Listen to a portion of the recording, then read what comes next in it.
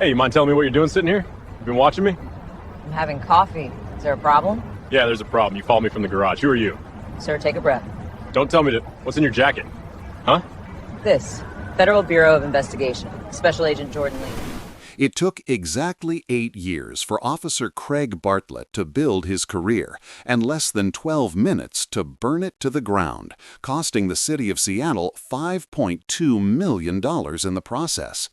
He was 33 years old, a veteran of the force, experienced enough to know the difference between a threat and a citizen.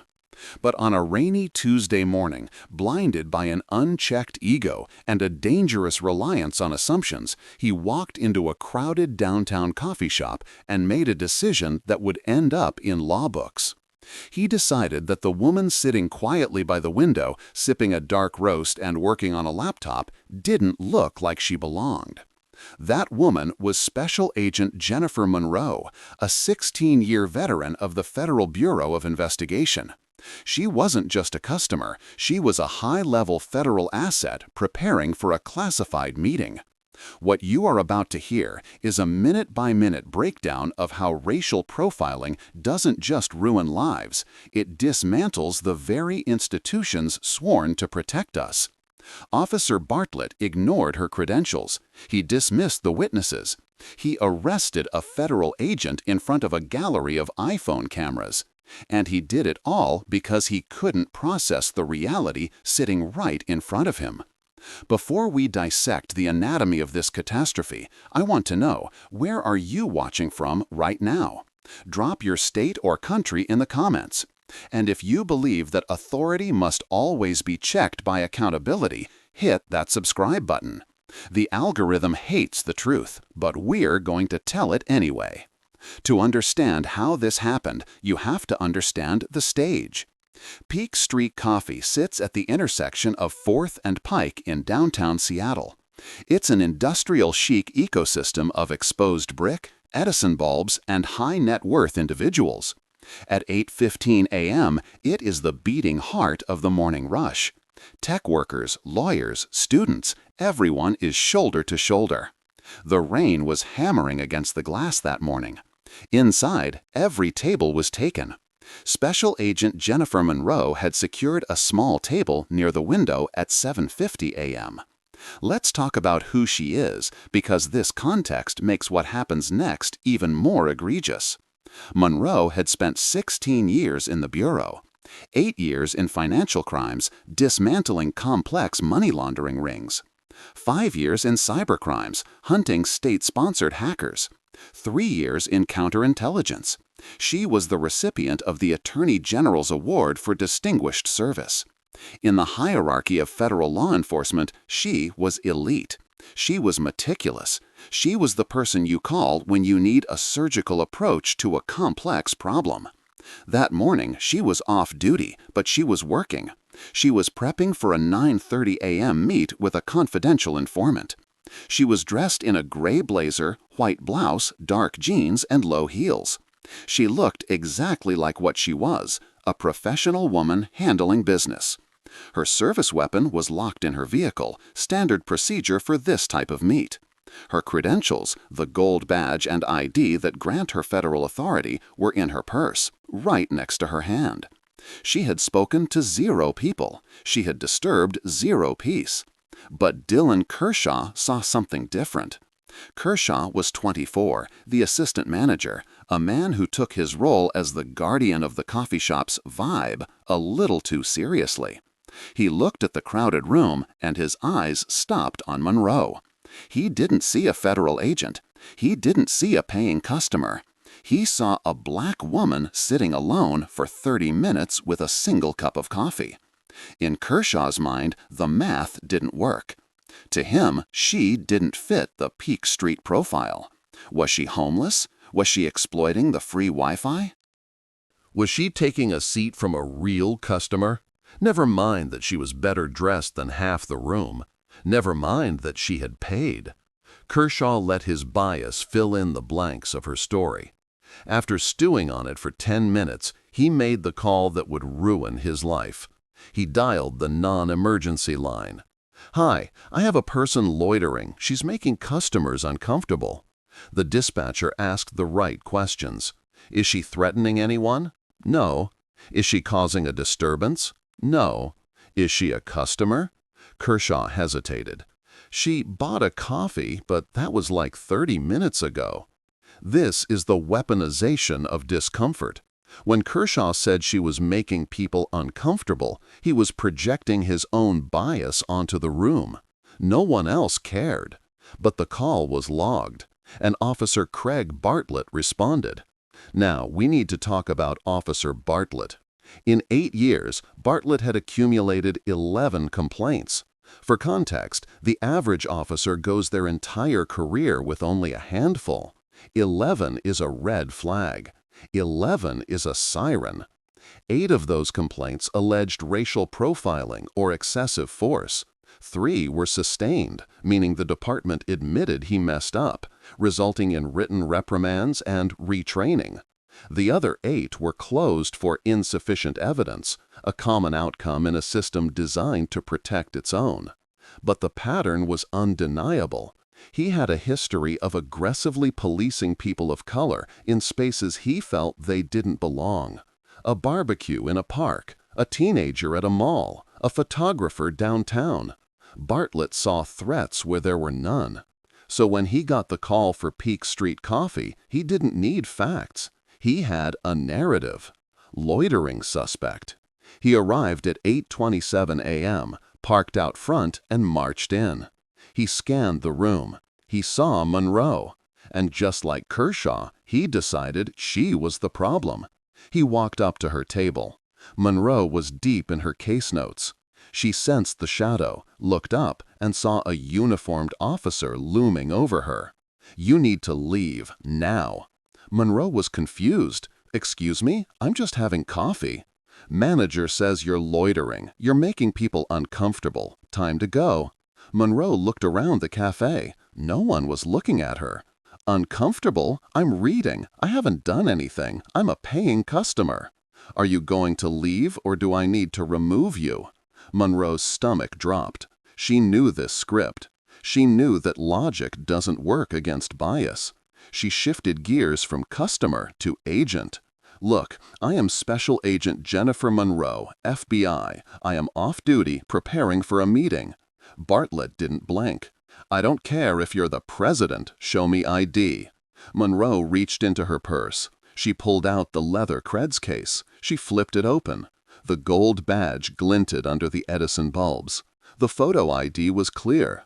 Here, FBI credentials, Special Agent Jennifer Monroe. Now, do you understand this is a mistake?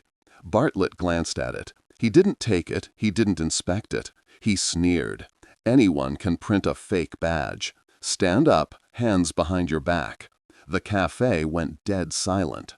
This is the moment where the rubber meets the road. A reasonable officer, presented with federal credentials, pauses. They verify. They call it in. It takes 30 seconds to call the field office. Bartlett refused. Officer, Monroe said, her voice projecting now, ensuring the witnesses heard. That is a legitimate federal credential. You can verify it with one phone call. I am asking you to do that. Stand up, now. I am not standing up. I am a federal agent. I have committed no crime. But Bartlett was too far gone. He had committed to the arrest. To back down now would be to admit he was wrong, and his ego wouldn't allow it. Fight and risk physical harm, or comply and destroy him legally. She chose the latter. I am complying under protest, she announced to the room.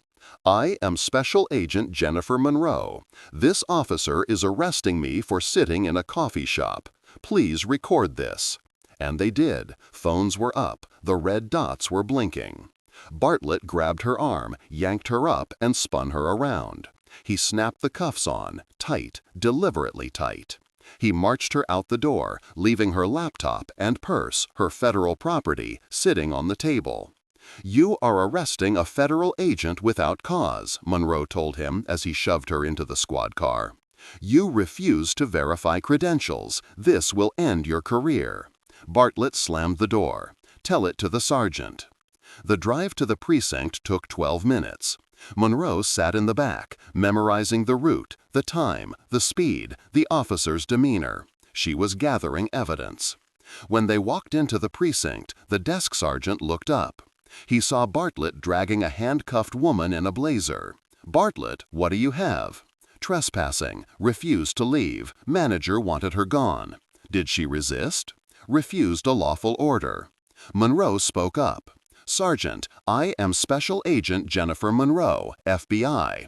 Officer Bartlett arrested me after I showed him my federal credentials, which he claimed were fake. I complied completely." The sergeant stood up, the color drained from his face. "She showed you credentials?" Bartlett pulled the leather case from his pocket and tossed it on the counter. "Claims they're real." The sergeant picked them up. He felt the weight of the badge. He looked at the hologram on the ID. He knew immediately. "Bartlett, these are real." "They could be fakes," Bartlett muttered, but his voice wavered. "They are real," the sergeant snapped. He looked at Monroe. "Badge number." She recited it. The sergeant picked up the phone. 3 minutes later, the Seattle FBI field office confirmed it. Active duty, financial crimes, distinguished service. The sergeant hung up the phone slowly. He turned to Bartlett. The room temperature seemed to drop 10 degrees. "You arrested an FBI agent because a manager said she looked suspicious, and you didn't verify?" "I thought." "I don't care what you thought. Take those cuffs off her. Right now." Bartlett unlocked them. Monroe's wrists were bruised. A lieutenant, Sarah Chen, arrived moments later. She bypassed Bartlett entirely and went straight to Monroe. "Agent Monroe, on behalf of the department, I apologize. This is inexcusable." Monroe didn't smile. "I want his badge number, I want the BodyCam footage secured, and I want a copy of the incident report immediately." Chen turned to Bartlett. "Badge and weapon. You're on administrative leave."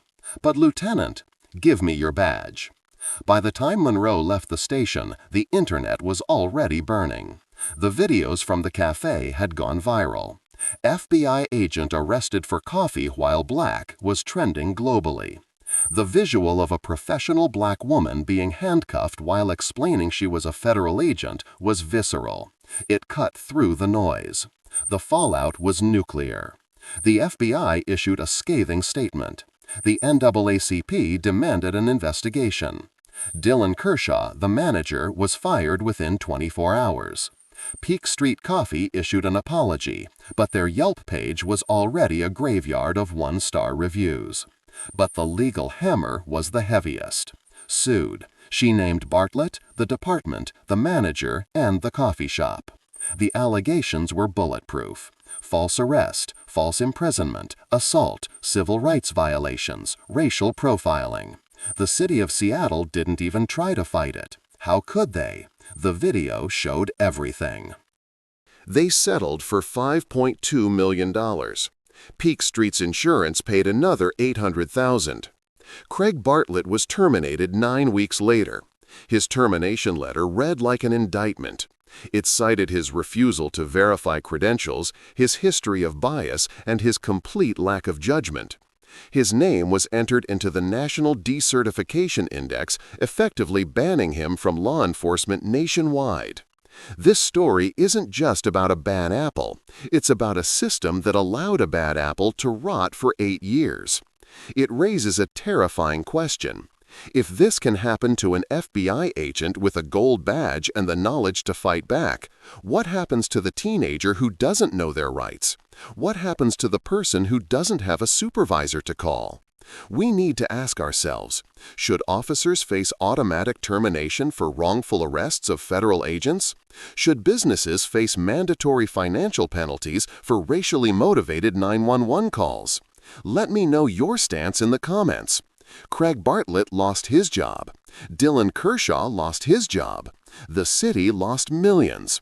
But Jennifer Monroe proved that sometimes the only way to fix a broken system is to force it to pay for its mistakes. If you want to see more stories where the system gets broken by the truth, hit subscribe. We are just getting started.